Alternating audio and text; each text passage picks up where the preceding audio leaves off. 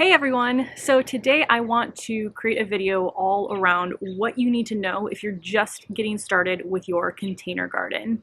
So I am sitting in my garden right now and I want to give you a little bit of background on me and my gardens that I've had so far, and then give you the tips and tricks that I've learned along the way.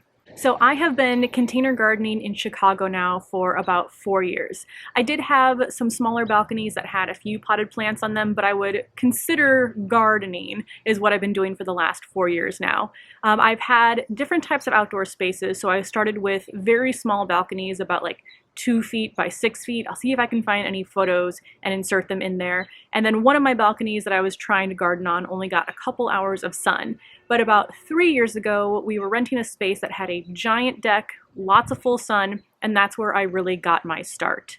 Now I garden in an 18 by 20 foot deck. I have a variety of containers, so I have raised beds, grow bags, terracotta, plastic, ceramic pots. I actually have some other videos on my channel going over the specific types of containers that I use, so check those out if you're interested.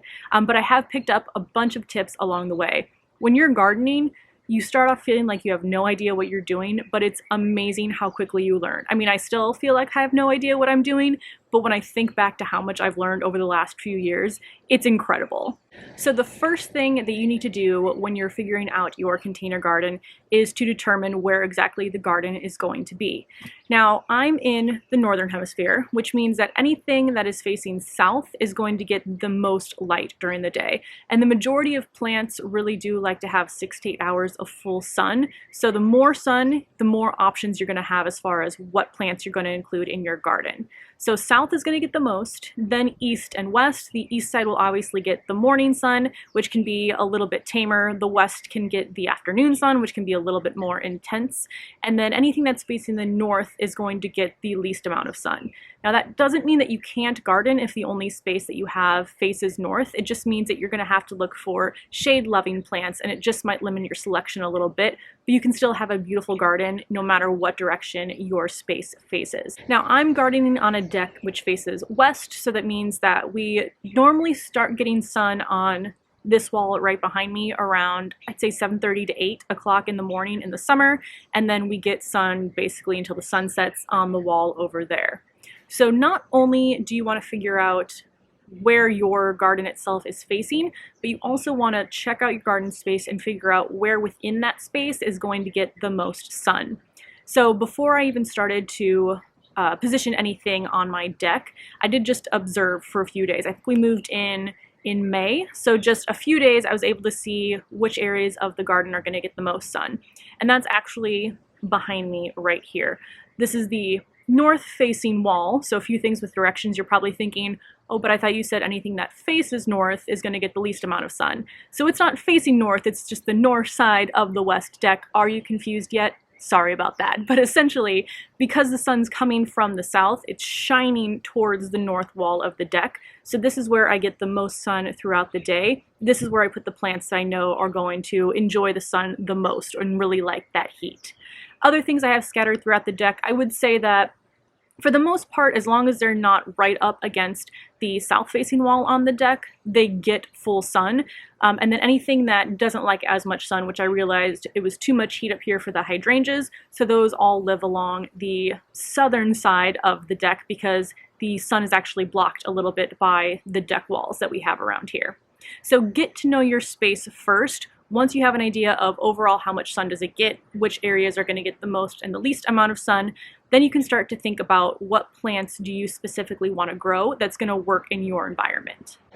So I have a few recommendations as far as what plants to start with. Again, you have to know what's going to work in the space that you have, but then I would select plants that you actually like. So either things that you like to eat, if it's fruits or vegetables, or flowers you really like to look at. That's going to be the most important. Whatever already brings you happiness, start growing those in your garden. Another tip is to choose things that are lower maintenance. If this is your first year gardening, you don't want to get anything that's going to need too much attention. There's some plants that need a lot more maintenance in terms of pest control or pruning than other plants do. And I'll talk a little bit about the plants that I feel are the best when you're just starting off. But another recommendation would be to start small. Don't think that you have to get 20 different plants right off the bat. I think in my first garden I maybe had 4 or 5, and that was great just getting to know the basics of gardening and how to keep some plants alive. So don't think that you have to go overboard, although it can be very difficult not to. Every time you walk into a garden center, you see another plant that you just have to have and you bring it home, even though that's not what you went for in the first place. But the smaller the amount of plants you can start with, the more comfortable you're going to feel, and then you can start to expand your plant range over time.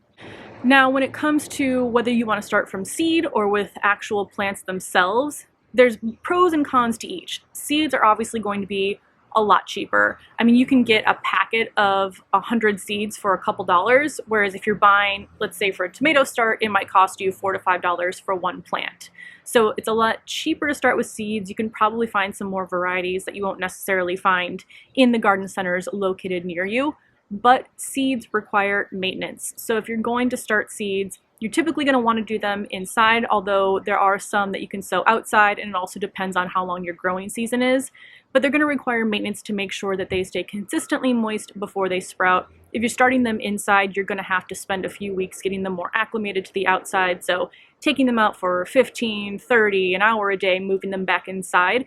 It is something to pass the time before garden season starts, but if you're just getting started, it might be a bit too overwhelming for you. So when I started, I did just buy the plants themselves.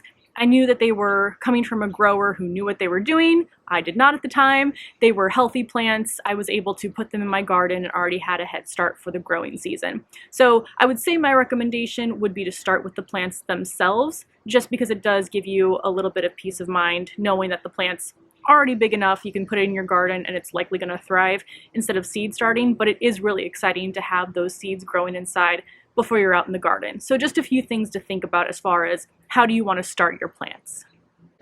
So some of the plants I would recommend for beginner gardeners that at least I find are the easiest to grow, some of the lowest maintenance, are things like herbs, onions and garlic, radishes and beets. I really enjoy growing with very little maintenance, and also radishes have one of the fast maturity cycles. So you can plant a seed and get a radish in about 30 days for some varieties. That's a really great one to start with. Snap peas do really well, again, with not a lot of maintenance. I would say tomatoes, I would classify tomatoes maybe in like the medium maintenance requirement, but just because they taste so much better than store-bought tomatoes, I would recommend at least one tomato plant in your garden, keeping in mind that you will probably have to have a support for that, as well as for the snap peas. And then things like strawberries I think do really great, specifically in container gardens, and you can get a pretty good amount of strawberries from just a few plants in your garden. So again, those are just my recommendations. It's not anything that you have to strictly follow, but those are the ones I feel like, for me at least, have performed the best when I didn't really know what I was doing and without having to take a lot of my time and attention. So next I want to talk a little bit about actually setting up your garden. So choosing your container types, making sure that you have water access to the space where you're going to grow your plants. Like I mentioned, I have some more detailed videos on each of the container types themselves. So when I'm going to kind of give you a brief overview of what I'm using, but if you want some more in-depth information, you can find specific videos, Bumblebee, specific videos on raised beds, grow bags, different water retention for pots on my channel. But let me go take you around and show you the different containers that I'm using, give you a quick overview of kind of what's available for you as a container gardener. So as you can see, I'm using a variety of different container types in my garden. The one you probably noticed first are these raised beds. Now raised beds are going to be typically pretty heavy. Mine are wood, and once the soil's in them, they're pretty impossible to move. So these are the ones that you want to make sure when you're planning out your garden, you know where they're going to be. You know they're in a space with the right sunlight that they're going to require, and you're not going to have to figure out how to move them later. But the benefit of your raised beds is just the overall size. You can plant a lot in one container. Some other containers that I'm using, there's another raised bed, but I have just a ceramic pot right here for this sunflower. I have a bunch of grow bags for a lot of my flowers and fruit and veg, and then I have a few plastic containers. My overall favorite and what I would recommend for someone just starting off is likely these grow bags for a few different reasons. One, my plants seem to be happiest in them. They're very porous, the material, so it allows water and air to flow through, which makes for healthier root systems, which makes for overall healthier and happier plants. Also, they're incredibly inexpensive, especially compared to other container types. So I usually get mine in a pack of 5 from Amazon that cost $20 to $25 for the pack. That comes out to about 4 to 5 per container or bag itself. And I have been able to use my bags for multiple years. I have some larger bags that I think this is my 3rd year growing with them. So it's not like you have to get rid of them every year and just waste that money. Containers like this, I'd say, I don't know, something like this, maybe $30 or $40. These I actually stole from my mom. But when I tend to buy the prettier ceramic containers, it's usually anywhere from like $20 to $50. The raised beds here can get into the $100 range, again, just because of the size. So I would recommend starting off for sure with the grow bags. You can also move them around the deck as well, so you don't have to have that permanent placement for them like I would recommend for the raised beds. 2 other things I want to quickly mention as far as setting up your space. First is deck capacity. So this is only going to apply if you're going to garden on either a balcony, a deck, or a patio. But essentially, it's figuring out how much weight your deck can hold just so you don't do any structural damage to your deck. So I have a whole video on that. I'll actually link all of the more in-depth videos on some of these topics below in case there is something that you're interested in learning more about. The last thing in terms of setting up your space is figuring out water access. So in the best case scenario, you have a faucet that you can hook your hose up to in the garden. If not though, that doesn't mean that you can't garden if you don't have water access right there. So in the past, some things I've done is we had a deck without any water access outside, but there was a bathroom inside pretty close to the garden. So we basically just had a hose that we were able to connect to the faucet and use that. It made watering a lot easier being able to have a hose. But if that's not an option, then you can use a watering can. Go inside, fill it up at the sink, come out and water your plants. But this is going to be important because it's also going to determine the size of your garden. Obviously, if you're going to be hand watering with a water can, you don't want to have a huge garden because that I don't even actually want to know how long that would take you. But I would recommend hopefully that you can either use a hose or set up some sort of drip system if you want to be even more hands-off in your garden. So next step is going to be planting. Now I already showed you a few of the different containers that you can use in your garden. Again, I would recommend grow bags if you're just starting off, but you want to make sure what you're putting in whatever container you choose is potting soil. So this is soil specifically made for containers, not soil that you're finding from your yard or your outdoor garden, because that's going to be way too dense for the containers themselves. It's not going to allow for the proper aeration for your plants, and they are most likely going to die. So don't kill your plants by pulling dirt from the yard. Make sure that you're using actual soil that's meant for containers. Not only is potting soil specifically made with better drainage for containers, but it's also going to have a bunch of nutrients in it, which is going to help your plant off from the start. So definitely go down and buy potting soil from wherever you can find it. There's a bunch of different brands. I use different brands in the garden, and I haven't really noticed a huge difference between, like, let's say Miracle Grow or a brand that's more specific to a local garden center. So whatever you can find, go ahead and try that brand and then test and see which ones you like. I will say this is probably going to be the most expensive part of your garden. Bags of soil, well, one, you're going to need a lot more than you think you're going to need, but I'd say they run maybe around $10 per bag that I buy, and that can add up really quickly. So again, when you're just starting off, you might want to think about the cost of all the soil, and that'll help determine the number of containers and the size of containers that you're going to use. It's also going to be the heaviest, so again, going back to deck capacity, adding the soil to your containers is what's going to add weight to your deck or your balcony garden. Once your plants are planted, you do want to think about using some sort of fertilizer. Now, like I mentioned, potting soil will have nutrients in it already, so you probably won't have to add anything when you first plant your plants. I do add a little bit of biotone just now that I've been gardening for a little bit longer, I have a whole video on fertilizers that I'll link as well. But because of containers, the more you water them, there's smaller amounts of dirt that they can pull nutrients from. So the more often you water, the more the nutrients are going to get swept away. So you want to make sure you're fertilizing regularly. And I use liquid fertilizers about once a week in my garden. I also use some slow release fertilizers as well. But I think the very first year that I used fertilizer, I had one type, which was from Fox Farm. It was Big Bloom. I used it once a week and everything seemed really happy. Now that I know my plants needs a little bit more, I'll use different fertilizers for different things. But if you just start with one that's kind of pretty basic for all of the plants, then you'll be just fine. But I would definitely recommend starting with one because you will see a huge difference in your plants in your container garden. Again, this comes into the whole cost factor too. Obviously, the more plants you have, the more fertilizer you're going to need. That's going to be more costly in the long run as well. So that is why I recommend starting with a smaller number of plants. Get used to how much time, how much money it's going to take to manage a small number. And then as you get more comfortable, you can then grow your garden to include all of the plants that you want. Now, when you start off gardening, you are probably going to feel a little bit overwhelmed, that you have absolutely no idea what you're doing, and that is normal. Even the most experienced gardeners still feel like they have absolutely no idea what they're doing sometimes. But two things that help me, one might be a little bit more obvious and then another one's an app that I've just really liked. But first is Google. I Google almost every day. I Google, why is my plant leaf turning yellow? What bug is this? Essentially any question that I have, how do I plant the specific plant I've never done before? I go straight to Google. You're gonna find a ton of articles, a ton of videos, and I like to follow along and just go with the best practices that other people have already figured out. So Google really will be your best friend, not only just searching in the search bar, but also I know on my phone, I can take a picture of something and upload that to Google. So that's what I do a lot of the times with insects or pests that I'm trying to figure out what they are that I haven't seen before.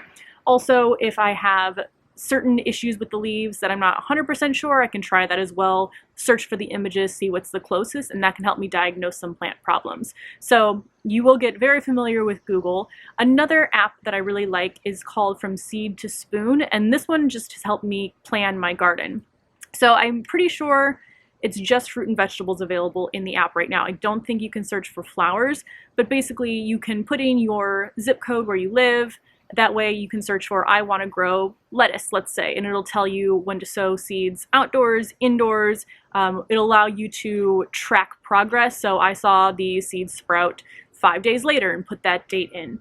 For me too, because I tend to forget to label my plants. Well, I wouldn't say I forget to label. I think about labeling when I plant them and then I just don't do it and assume I'll remember, and then I forget, especially when everything is starting from seed because a lot of seedlings look very similar.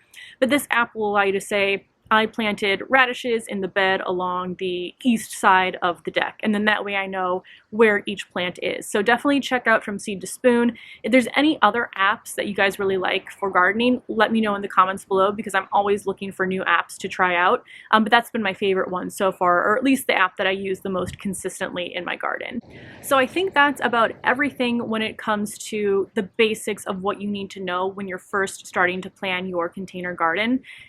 I hope you don't feel overwhelmed from watching this video, but if you do, know that that is completely normal. It's fine if you want to start with 2 to 3 plants. If you want to go crazy and go big, go ahead and do that too. But also know that there's going to be a lot of opinions out there in the gardening world. Some things work for some people, some other things work better for others. So try out what people recommend, but then also figure out what's going to work the best for you. I obviously garden in Chicago in growing zone 6. What I do might not work the best for you, but these are the tips and what I found have been really helpful for me as far as getting started with my container garden. And you can see now, I feel like I've come a pretty long way from trying to grow a giant tomato plant in a pot about this big with 2 to 3 hours of sun. Spoiler alert, it didn't work. But you learn a lot very fast, like I mentioned, and you're always going to be constantly learning.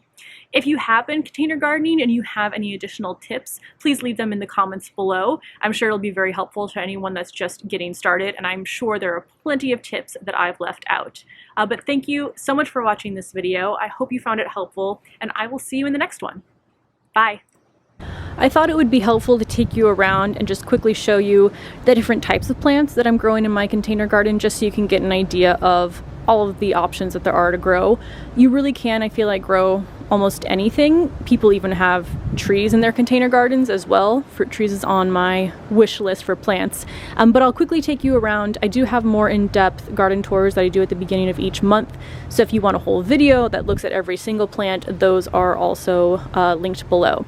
But in this raised bed here, I just have a bunch of flowers, annuals in here, my herb rack over on this side, little seating area so I can enjoy the entire garden as much as possible. Like I mentioned, I have my hydrangeas on this wall where there's more shade. Here's my, what I consider the ugly side of the garden, but basically where I store everything. Over here I have lemon trees, garlic, okra, raspberry and blueberry bushes, so I do have some plants that are perennials and I just have to keep warm enough over winter so they don't die in their containers and they come back. I have some plants that I'm trying to nurse back to health over here, just showing you that not everything is as perfect as it may look in the garden, and that's normal. Strawberries, more flowers, rhubarb, zucchini, tomato plants, marigolds, eggplants, and onions. Another rhubarb. This bed is cascading full of melons. There's actually just 2 melon plants in here, taking up all that space. Dahlias and sunflowers. First year growing dahlias, I absolutely love it.